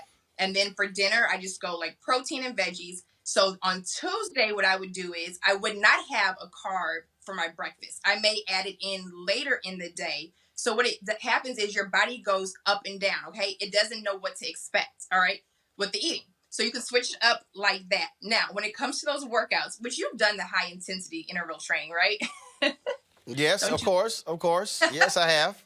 Yes, okay. So you guys have probably heard of HIIT training, or like I just called it high intensity interval training. And there are various programs of interval training. It's been around for years. It's not just, for athletes. It's a form of working out. And another tip that I want to say is that you do not have to be jumping around, okay? A lot of HIIT workouts that you'll see on social media will have people jumping off of boxes and burpees and all of that. You can go high intensity and low impact. So if you have a back problem or knee problems, you can definitely do that. And the notion is that you exert your body for a short amount of time. So 20 to 30 second bursts, and then you recover in that same time. So you're just really pushing your body to its top level in a short amount of time, all right? These workouts are normally between 15 to 20 minutes, maybe 30 minutes max, and you do not do this style of working out every day because it is intense. You really only need 2 to 3 times a week with this style of workout, and there are multiple benefits to it. One of the main ones that people like is that your body is still working in overtime when the workout is finished. So for example, Roland, if you're doing just a normal workout, whatever you burn during that workout is what you burn. When you do interval training, you burn during the workout, and your body keeps working for up to 24 hours post-workout, all right? You don't need a lot of time. You don't necessarily need equipment, but you can. Like I've seen you on the treadmill doing your interval training, and the bike and the elliptical, which is perfect. Increases your metabolism, strengthens your heart. There are all different benefits to this. And another major one is that you lose weight. Okay, you burn fat without losing muscle. So a lot of people don't want to do certain workouts because they want to build and maintain muscle. So this style of working out will definitely allow you to build and maintain muscle while you are burning fat. So it's honestly, it's great, and anybody can do it, because you can do the jumping, you can do those crazy workouts at a high intensity, or you can do something like slow, steady state interval training, and it's low impact if you do have any injuries or ailments. So, so when you talked about the food piece and the workout, because I've had some other people, they've hit me on social, I had some other people say, look, the reality is losing weight is 80% your diet, 20% working out. Some say 90-10. Okay. Yes. So when we talk about even the eating part, like last week, I had Jim Jones, and Jim said, "Hey, I think people talk about you drink a gallon of water a day." He said, "I think it's too much." I think it's too much. Okay, go ahead. Yeah, I think you can consume almost too much water, because you also have to think, whatever you're eating, a lot of stuff that you're eating, so if you're eating certain fruits and certain vegetables, they also have water in them. When you cook spinach, what comes out of it? It cooks down to like this much. It is a lot of water. So you do not need to drink like cabbage. Cabbage is mostly water. Yeah, cabbage is a lot of water. People who eat watermelon has a ton of water in it. So you can have too much water. People just see stuff on social media and they don't know what they're doing, and they're walking around with all these big gallons. You do not need to do that. At all. All right, so that's the case, and then also we talk about again consumption. I see all these different charts. You should be doing 2,000, 2,500 calories. I have other people who say, look, you should not be counting calories. You should be weighing your food, all that sort of stuff. Okay, for a lot of people, they're like, look, I'm just going to throw my hands up. I don't know what the hell to do. Okay, so you have to find what works best for you. I'm not going to lie, Roland. I don't count calories. You ain't got to. No, but even before, years prior, with my first son, I was up to like a little over 200 pounds, okay? And it wasn't a healthy 200 pounds. So it's not like I was working out. I was eating complete junk, ice cream 3 or 4 times a week, fast food, and everything like that. But even then, I didn't count my calories, and I didn't weigh my food, only because I was trying to get the working out and the eating done and being, busy. So I had to do what worked for me, and I just did small. Like, there are certain things that obviously you should not be eating a lot of, or that your body doesn't agree with. If you're consuming a lot of dairy and you're bloating and you feel sick, then that means you need to cut some of that out. But and then when it comes to carbs, it's like, for me, I know bread is evil, is the devil. I know it's bread so is the devil. I got a nutritionist who put together a meal plan that includes bread. I'm like, bro, I'm trying to tell you, this is not a good idea. Yes, I know, so that's the thing. For you can't do bread, all right? Like, for me, I love pizza, I love pasta and all of that, but anything with those heavy creams and cheeses, like, if I eat it right now, I'm gonna have to, I can feel it and see it sticking to my body 2 weeks later. So that's the thing. People have to find out what works for them.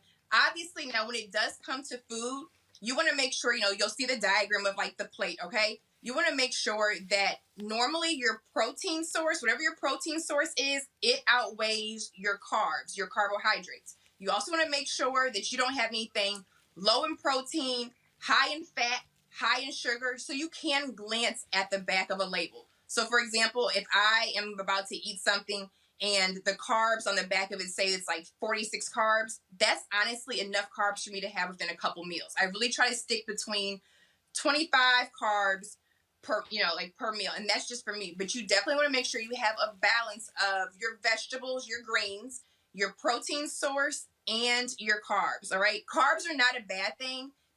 They're like putting gas in your body, okay? Your body needs them to burn, but you need to do healthy carbs, and you can definitely even Google a list of complex carbs, which are good. But people honestly just have to find what works for them and just kind of filter out all this information that is out there, which is awesome that you have this part on your show, because it can help people do that. And last point here. So you take these HIIT workouts, you take the cycling, if you will, all this sort of stuff along those lines.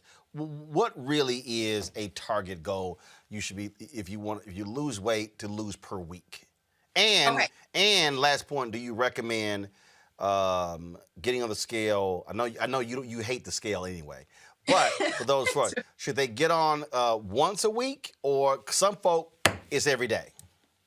Okay, so honestly, ideally, you should be losing, like, depending on the healthy weight loss is 1 to 2 pounds a week. Now, obviously, if somebody is considered excessively overweight, they may have a week where they lose 4 pounds, especially if they got strict 4 pounds or 6 pounds. But ideally, 1 to 2 pounds a week is a great target healthy weight loss. And those are the pounds that you shed that will not come back on. You know, so some people would do something crazy and lose 10 pounds in 1 week. Like, oh, I'm going to do this cabbage soup diet, 10 pounds. And then they go smell bread 2 days later and they gain it all back. Now, as far as the scale, I personally do not like scales, all right? It's not that I'm against people weighing themselves, but years as a trainer, what happens is people get obsessed with the scale and they get on and they get off and they don't see a change. Or sometimes they're heavier throughout the day. And I feel like it just really plays tricks on your mind. So what I used to have my clients do is I would definitely take their measurements, okay? So before you get serious, you want to take your measurements because you can lose a ton of inches and it will look like you've lost 20 pounds. I had people that lost 6 inches and maybe 5 pounds, but they looked like they lost 20 pounds. Their clothes fit completely differently. So I would suggest taking your measurements or having somebody take them and then getting on the scale every 2 weeks. Okay, every 2 weeks, and then sometimes every 4 weeks. So you can do like a 4-week cycle, all right? So you can choose like a certain style of working out and a certain meal plan, do it for like a 4-week cycle, and then do your measurements and your weight and everything after that. Well, I got one of my folks on YouTube who said they're on a bread diet. Trust me, I will never be hanging out with them because I know Right. I can easily put on 5 to 8 pounds in a week if all of a sudden I mean, bread is that is straight up. I'm telling you, it's the devil.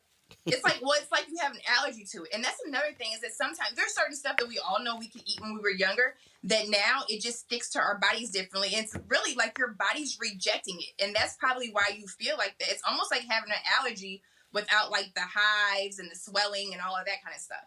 Oh, my body don't reject it. Oh, it takes it, but it keeps it. And that's the problem. All right. Averi Woodley, how can folks reach you? They can reach me on Instagram and Facebook and Twitter, Averi_Woodley on Instagram and Twitter, just Averi Woodley on Facebook, or email me at info@averiwoodley.com. All right. Well, appreciate it. Thanks a lot. Thank you. All right, folks, if y'all want to support what we do here at Roland Martin Unfiltered, please join our Bring the Funk fan club. Every dollar you give goes to support this show. You can support us via Cash App, $RM Unfiltered, PayPal.me/R Martin Unfiltered, Venmo.com /RM Unfiltered, Zelle, Roland@RolandSMartin.com or Roland@RolandMartinUnfiltered.com. You can also send a money order to New Vision Media, Inc., 1625 K Street Northwest, Suite 400, Washington, D.C., 2006. All right, folks, that is it for us today. We certainly appreciate you watching today's show. Thank you very much for supporting all that we do. Of course, if you, if you missed any of today's proceedings in the Derek Chauvin trial out of Minneapolis, go to our YouTube channel where we actually have the video of the news conference with George Floyd's brother, as well as the videos of the protests happening outside, as well as the jury selection. So all of that is there. Every day we'll be live streaming events out of Minneapolis. And again, this is one of the reasons why we got the Associated Press.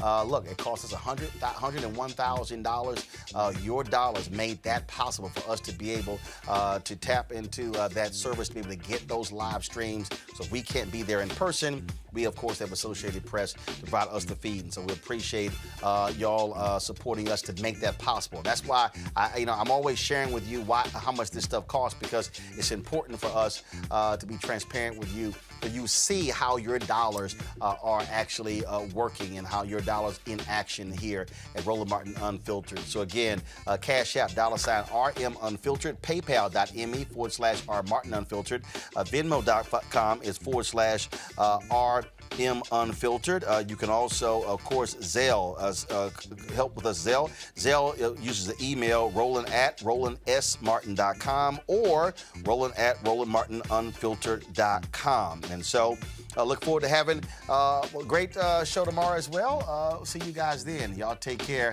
Have a good one. Holla!